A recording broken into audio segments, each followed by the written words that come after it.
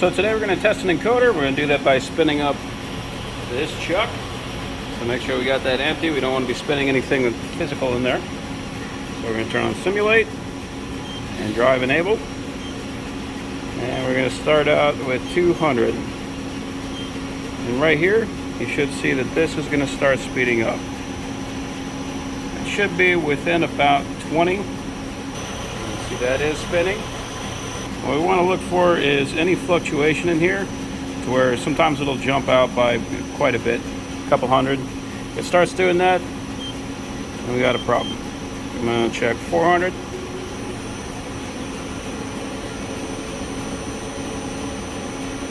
And sometimes you'll see those jumps happen as we're speeding up, so just make sure that you're keeping an eye on it, watching it. 800.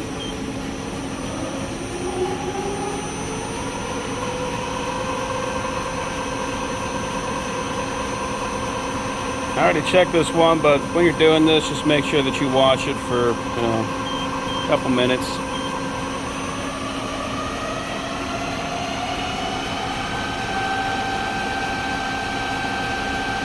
We're going to go up to 1500.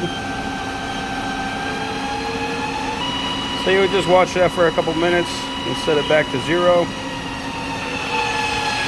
we're going to wait for this thing to spin down. And we're going to turn this off, turn off simulate, and now we know that that encoder is good, so we'll check the other one. So if it got to 1500 and then it started jumping down to 300, 8000, whatever, started doing all kinds of crazy stuff, then it would never be able to pace if it doesn't know what speed it's actually going. Yeah, there's no issues with this one. Just out of curiosity, we'll just go from 0 to full.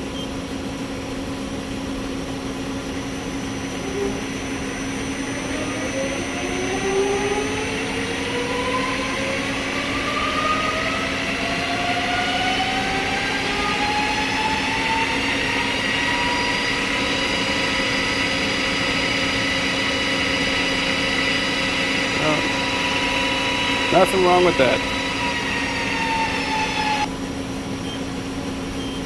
All right. So the encoders are good.